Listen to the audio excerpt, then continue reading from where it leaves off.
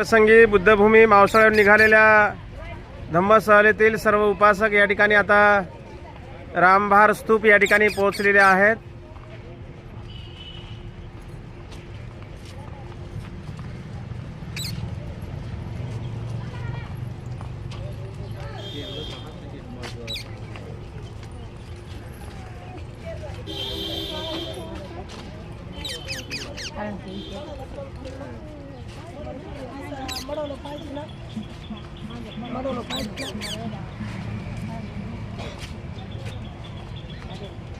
चौधरी से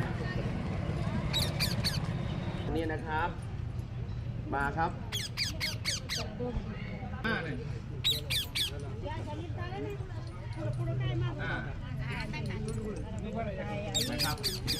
लाईन लावा, line line. เขาอีกอ้อมไว้อยู่อย่าไปเหยียบของเขานะครับ ओ समोर line आहे का तुमची? อันนี้ครับผมเดินนะครับ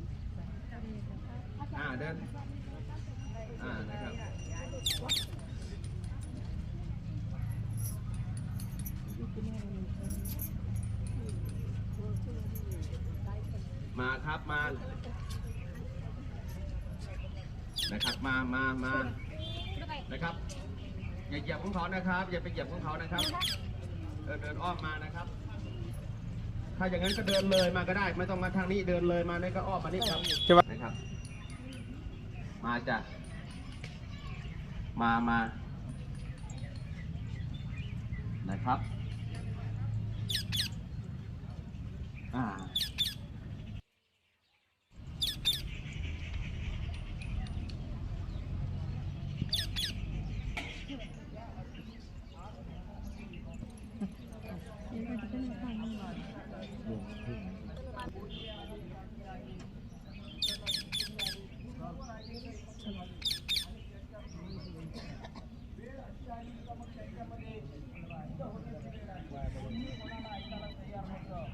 अशा वेळेस या परिसरामध्ये द्रोण नावाचा या राजांना शांत करेल त्याचप्रमाणे त्या द्रोण नावाच्या पंडितांनी नंतर यांच्यामध्ये एक शांती प्रस्ताव मांडला। कारण त्यांनी सांगितलं की बुद्धांनी पूर्ण आयुष्यभर शांतीचा संदेश दिला। त्यांनी पूर्ण आयुष्य आपलं शांतीच्या मार्गाने घालवलंय आणि तथागत गेल्यास तुम्ही मात्र युद्धाची परिस्थिती निर्माण करत आहात, हे योग्य नाही आहे। आणि ते त्यांना सर्वांना पटवून दिलं आणि मग त्या द्रोण नावाच्या पंडितांनी या अस्थीचे 8 भागामध्ये विभाजन केलं। जे 8 देशाचे राजे इथं आलेले होते त्यांना त्या अस्थी देण्यात आल्या आणि मग त्या राजांनी प्रत्येकाने आपापल्या राज्यात जाऊन त्यावरती स्तूप बांधले। तर बुद्ध गेल्यानंतर सर्वात प्रथम किती स्तूप निर्माण झाले? 8 स्तूप। बुद्धांच्या ज्या अस्थी होत्या त्या अस्थीवरती 8 स्तूप निर्माण झाले। परंतु सम्राट अशोक जेव्हा येतात तेव्हा सम्राट अशोक या 8ही स्तूपांना भेटी देतात आणि त्या 8 स्तूपापैकी 7 स्तूपाचं उत्खनन करतात। त्या 7 स्तूपाचं उत्खनन केल्यानंतर त्यामध्ये ज्या काही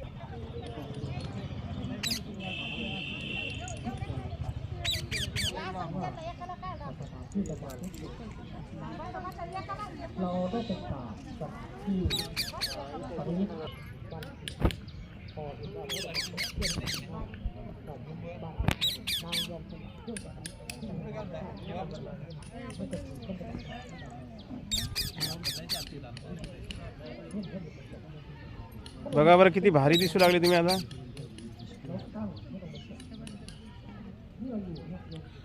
बोला अरहं सम्मा संबुद्धो भगवा बुद्धं भगवन्तं अभिवादेमि स्वाख्यातो भगवता धम्मो धम्मं नमस्सामि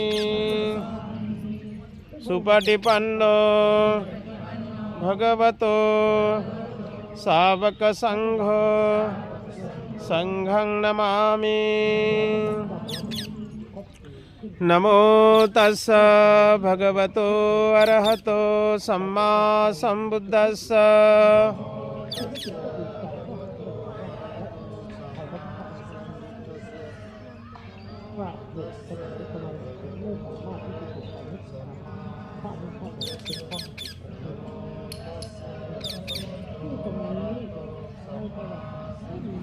बुद्धं शरणं गच्छामि धम्मं शरणं गच्छामि संघं शरणं गच्छामि द्वितीयंपि बुद्धं शरणं गच्छामि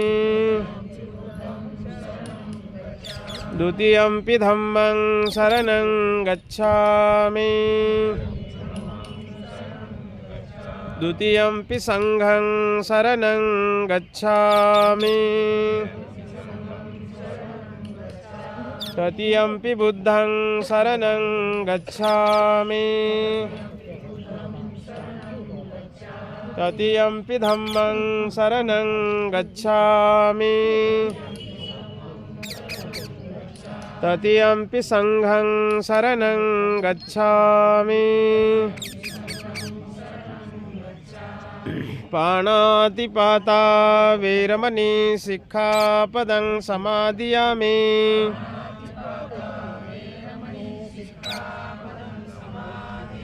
अदिन्नदाना वेरमणि सिक्खापदं समादियामि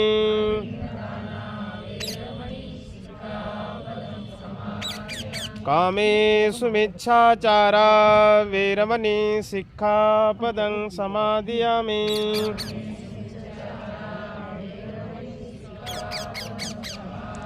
मुसावादा वेरमणि सिक्खापदं समादियामि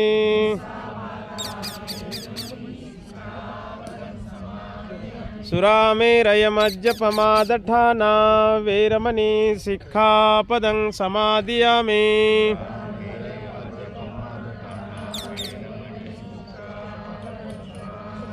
त्रिसरणेन सदिं पंचशीलं धम्मं साधुकं सुरक्षितं कत्वापमादेन सम्पादेथ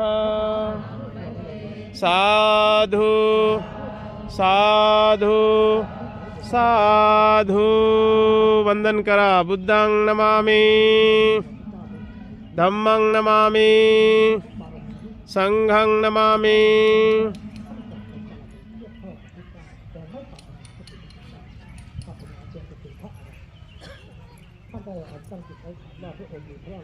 हा आहे मुकुटबंधन स्तूपा। याच ठिकाणी साधु साधु साधु भवतु सब मंगलं रक्षन्तु सब देवता सब बुद्धानुधम्मानु संघानुसार सुखी व जय हो मंगल। कैसे बंती जी? बढ़िया कुशल। जी जी जी प्रिय सज्जनांनो, हे भंती जे आहेत कुशीनगरला असतात। याच ठिकाणी वास्तव्य आहे त्यांचं।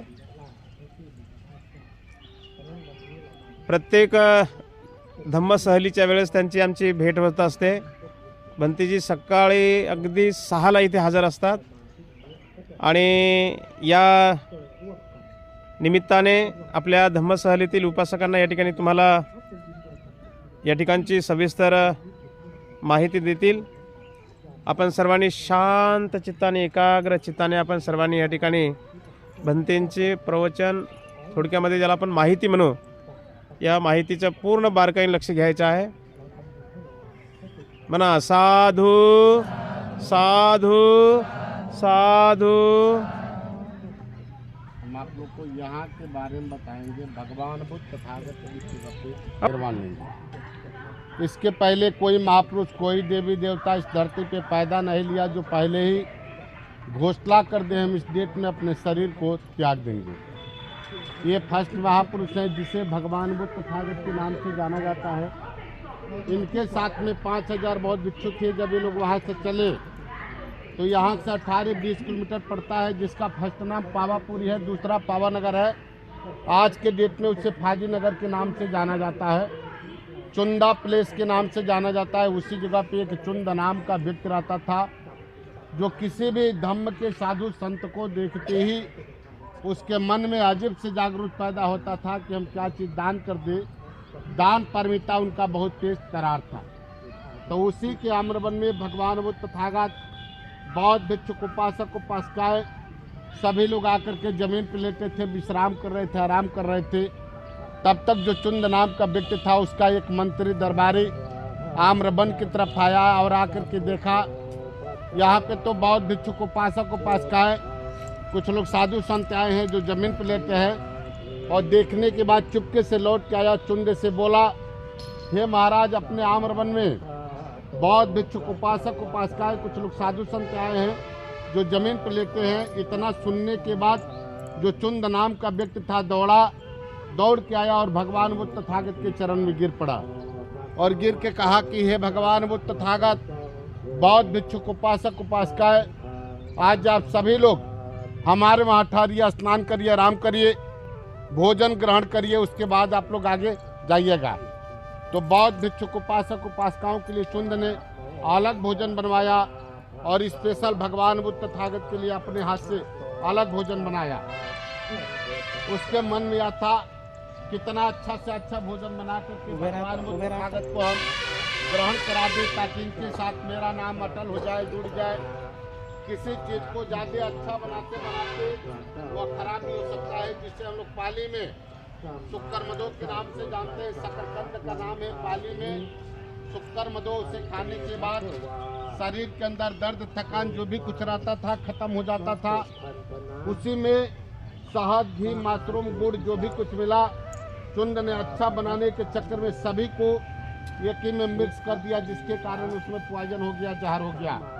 आज भी घी और मध की मात्रा जब एक बराबर होगा तो जहर हो जाएगा। भगवान बुद्ध तथागत को पता लग चुका था कि हमारे भोजन में पॉइजन हो चुका है, जहर हो चुका है। भगवान बुद्ध तथागत कहे, यदि हम मना कर रहे, इनकार कर रहे हैं तो चुंद के मन में बहुत बड़ी कष्ट और ठेस पहुंचेंगे, जिससे आने वाली कल की डेट में बौद्ध भिक्षु का कोई मान सम्मान नहीं करेगा। उपासक उपासिकाओं के जो है मनोबल टूट जाएगा। तो जिसके कारण भगवान बुद्ध तथागत भोजन को ग्रहण किए। ग्रहण करने के बाद कहे कि चुंद, हमारे इस भोजन से किसी अन्य बौद्ध भिक्षु को न दिया जाए, इसे गड्ढा खुलवा करके पैक करा दिया जाए ताकि कोई भी जीव जंतु इसे न खा सके। उस समय भगवान बुद्ध तथागत को अतिसार हो गया, उल्टी दस्त होना चालू हो गया, तबीयत खराब हो गया। उस समय कुछ लोग लगे कहने कि भगवान बुद्ध तथागत को चुंद ने सुअर का मांस खिला दिया, जहर खिला दिया। शायद आप लोग भी सुने होंगे, तो ये आप लोग अपने मन में भावना मत रखिएगा। इसे इसलिए उछाला गया ताकि बौद्ध धर्म का भी परिवर्तन न कर सके, इसका पतन हो जाए। उस समय भगवान बुद्ध तथागत कहे कि अनिच्छा संकारा, जीवन उत्पन्न है तो इसका पतन होना अनिवार्य है। जितना ही हमारे लिए सुजाता का महत्वपूर्ण खेल था, जिससे हमारी बोधगया बोधि वृक्ष पीपल के पेड़ के नीचे ज्ञान प्राप्त हुआ था, उससे कई गुना चुंद का मशरूम का भोजन है, जिससे हमारी महापरिनिर्वाण प्राप्त होगी। उस समय भगवान बुद्ध तथागत, बौद्ध भिक्षुक उपासक उपासिकाएं सभी लोग वहाँ से चले। तो यहाँ से 10 किलोमीटर पड़ता है, जिसका फर्स्ट नाम निरंजना नदी है, फर्स्ट नाम उसका सोनरा नदी है, दूसरा नाम उसका घाघी है। आज के डेट में उसे कुकुत्ता नदी के नाम से जाना जाता है।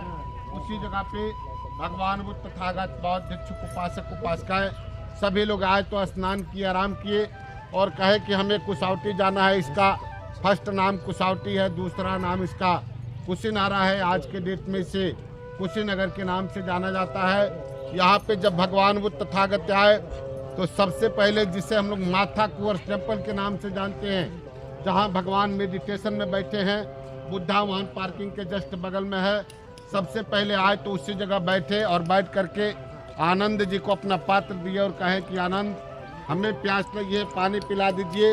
उस समय आनंद जी कहे कि हे भगवान बुद्ध तथागत, यहाँ पे तो कहीं चापाकल या कुआं नहीं दिखाई दे रहा, हम कहाँ से पानी लाएं। उस समय भगवान बुद्ध तथागत कहे कि आनंद, यहाँ से थोड़ी दूर पे हिरनावती नदी है, जिसे आज के डेट में बुद्धा घाट के नाम से जाना जाता है, नौका विहार के भी नाम से जाना जाता है। हाई स्कूल इंटर के क्वेश्चन में भी आता है। कुसावटी, कुशीनारा, कुशीनगर किस नदी के किनारे बसा है? तो रिवर हिरनावती नदी के किनारे बसा है, जस्ट दीवार के बगल में है। यहाँ पे जब आनंद जी पात्र को लेकर के आए पानी लेने के लिए, तो कुछ समय पहले बैलगाड़ी, हाथी, घोड़ा जो भी कुछ था क्रॉस किया था, आने जाने का मार्ग वही था। उसी समय 500 बैलगाड़ियाँ एक ही साथ में क्रॉस किया था। जिसके आने जाने से वह पानी गंदा हो चुका था। आनंद जी को बड़ी दुखित और चिंतित हुआ कि ये गंदा पानी ले जाकर के भगवान बुद्ध तथागत को हम नहीं पिला सकते हैं, नहीं ग्रहण करा सकते हैं। आनंद जी दुखित और चिंतित होने के बाद लौट के जाते हैं माथा कुंवर टेम्पल और कहते हैं कि हे भगवान बुद्ध तथागत, वह पानी आपके पीने के लायक नहीं है, कोई और उपाय बताइए। उस समय भगवान बुद्ध तथागत कहते हैं कि आनंद, हमें प्यास लगी है, प्यास हमें सहन नहीं हो पा रहा है, हमें बौद्ध भिक्षुक उपासक उपासिकाएं सभी को लास्ट उपदेश देना है। शरत भिक्ष विचार के बहुजन हिताय बहुजन सुखाय। आनंद, जो पानी चलता है वो पानी कभी गंदा नहीं होता है, जो ठहर जाता है वह पानी गंदा होता है। आनंद, बीच नदी में जाओ, पानी निर्मल हो चुका है। फिर आनंद जी दुखित और चिंतित होने के बाद पात्र को लेते हैं और बीच नदी में जाते हैं तो पानी स्वच्छ और निर्मल हो जाता है। पात्र में पानी लेते हैं और ले जाकर के भगवान बुद्ध तथागत को देते हैं। भगवान बुद्ध तथागत जल को ग्रहण कर लेते हैं। ग्रहण करने के बाद बौद्ध भिक्षुक उपासक उपासिकाएं सभी को उसी जगह पे लास्ट उपदेश देते हैं और कहते हैं कि हम यहाँ पे महापरिनिर्वाण लेना चाहते हैं। उस समय बौद्ध भिक्षुक उपासक उपासिकाएं सभी लोग चकित और परेशान हो जाते हैं। क्वेश्चन करते हैं कि हे भगवान बुद्ध तथागत, आप इतनी सी छोटी जगह पे जंगल झाड़ी एरिया में महापरिनिर्वाण क्यों लेना चाहते हैं? ऐसी बड़ी बड़ी जगह है जहाँ पे आप महापरिनिर्वाण ले सकते हैं, जैसे कि राजगीर है, नालंदा है, बोध गया, कपिल वस्तु, सारनाथ, वैशाली। उस समय भगवान बुद्ध तथागत कहते हैं कि आप मुझे न देखिए, हमारे न रहने के बाद मुझे ही चाहने वाले, जानने वाले, मानने वाले लोग आपस में कटपीट के लोग मर जाएंगे और मेरे बताए हुए मार्ग पर चलने वाला कोई नहीं मिलेगा। ये राजा मल्ल की राजधानी है और लिच्छवी की जो राजा मल्ल था कुश्ती किया करता था, जो लिच्छवी था वो अभेद बाढ़ चलाया करता था। इन दोनों से बलवान पूरे एशिया, पूरे भारत, पूरे विश्व में कोई था ही नहीं।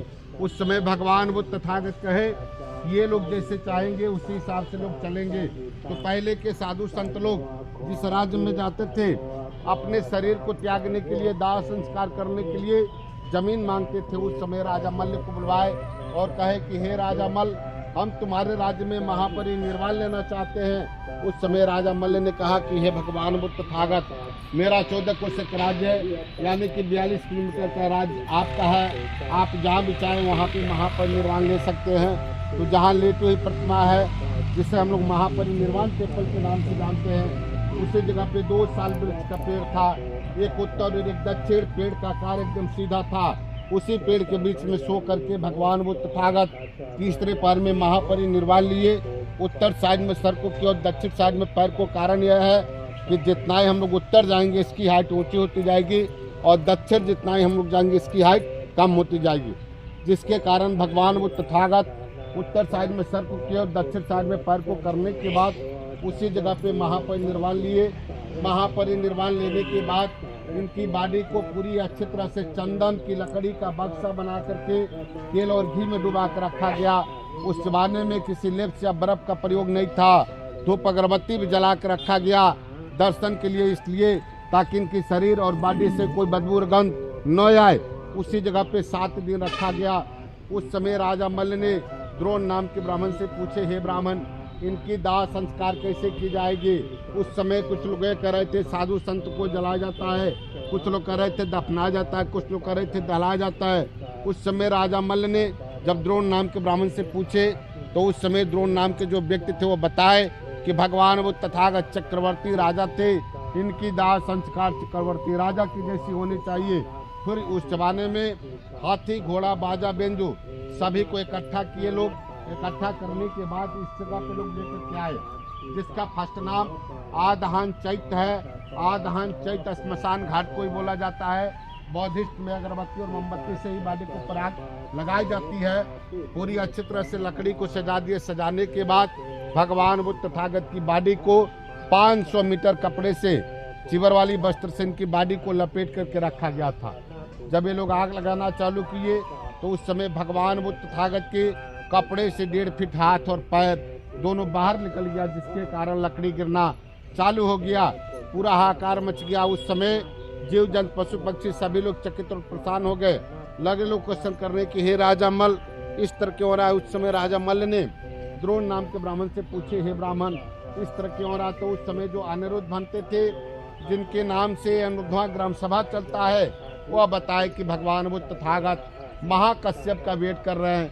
कश्यप सम्यक संबुद्ध हैं, जब तक आएंगे नहीं इनके बॉडी में आग लगेगा नहीं। फिर महाकश्यप के साथ में चल के राजगीर से 7000 बौद्ध भिक्षु आए। आते आते इनको 8 दिन लग गया। 8, 7, 15 दिन जब हो गया तो 3 बार महाकश्यप परिक्रमा किए और भगवान का पैर का नमस्कार किए तो ऑटोमेटिक इसमें आग पकड़ लिया। इसमें आग कोई नहीं लगाया। पकड़ने के बाद अस्थि को बिटरवा करके राजा मल्ल ने कहा कि यह अस्थि हम किसी को नहीं देंगे, इसका भव्य स्तूप बनवाएंगे। उस समय मगध के अजातशत्रु बिंबसार का लड़का अपना सेना लेकर के आया और बोला कि पहले युद्ध करो, पहले मेरा हक है, अस्थि को हम लेकर के जाएंगे। उस समय 8 गणराज्य के राजा लोग आ गए और सभी लोग युद्ध के कगार को उतर गए अस्थि के लिए। उस समय द्रोण नाम के ब्राह्मण कहे कि हे राजा मल, आजीवन भगवान बुद्ध तथागत शांति के मार्ग पर चले और आप अस्थि के लिए क्यों शोर मचा रहा है? अस्थि को डिवाइड कर दीजिए। इनकी बातों को मान करके राजा मल्ल ने द्रोण नाम के ब्राह्मण के द्वारा अस्थि को 8 भाग में डिवाइड किए, जिनके यादगार में 8 स्तूप वहाँ छोटा छोटा बना है। जैसे कि कपिल वस्तु के साक्य ले गए, राजगीर के अजातशत्रु, वैशाली के लिच्छवी, पावा के मल्ल, कुशीनगर का मल्ल, रामग्राम कोलिया, बैठौली के दिव्य ब्राह्मण, द्रोण नाम के ब्राह्मण को पात्र दे दिया गया जो सांची स्तूप बना। इस प्रकार अस्थि को 8 भाग में डिवाइड किया गया। 8 स्तूप बने। जब अशोक सम्राट के शासन आए तो उन्होंने 7 स्तूप की खुदाई कराए, जिसमें 1 स्तूप नहीं खोदा गया, कपिल वस्तु सिद्धार्थनगर का। बाकी 7 में से अस्थि लिखवाए। फिर थोड़ा थोड़ा रखवा करके उन्होंने पूरे भारत में 84,000 बुद्ध विहार और स्तूप का निर्माण करवाए। इसका फर्स्ट नाम आदान चैत्य है, इसलिए नाम पड़ा कि पहले पूरा श्मशान घाट था। दूसरा नाम इसका अंगार चैत्य है। अंगार चैत्य इसलिए नाम पड़ा कि भगवान बुद्ध तथागत के बॉडी में आग कोई नहीं लगाया था, ऑटोमेटिक आग पकड़ा था, जिसकी वजह से अंगार चैत्य के नाम से जाना गया। तीसरा नाम इसका मकुट बंधन चैत्य है, इसलिए नाम पड़ा कि जिसको भी राजतिलक होता था, राजा विशेष बनाया जाता था, राजा गद्दी दी जाते थे, तो इसी जगह पे ला करके उनके सर पे मुकुट बांधा जाता था, पगड़ी बांधा जाता था, जिसकी वजह से मकुट बंधन चैत्य के नाम से जाना गया। आज के डेट में इसे रामाभार स्तूप के नाम से जाना जाता है, इसलिए कि जिसका शासन सत्ता जैसे आया उस हिसाब से लोग नाम इसका चेंज करते चले गए।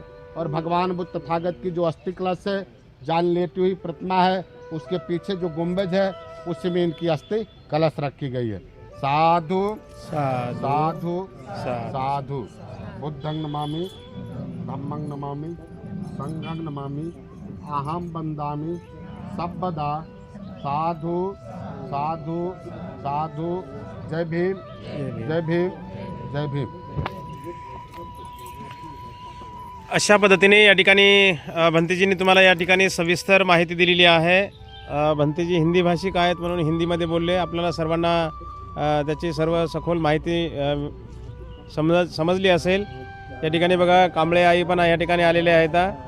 थोडा गुडघ्याला मार लागलेला आहे, परंतु दोन्ही ठिकाणं आज त्यांनी या ठिकाणी बघितलेलं आहे। ज्या ठिकाणी भगवंताला महापरिनिर्वाण प्राप्त झालं ते ठिकाण आणि ज्या ठिकाणी भगवंताला अग्निसंस्कार दिला ते ठिकाण आईनं बघितलेलं आहे। म्हणा साधू साधू साधू। वंदन करा। बुद्धं नमामि, धम्मं नमामि, संघं नमामि।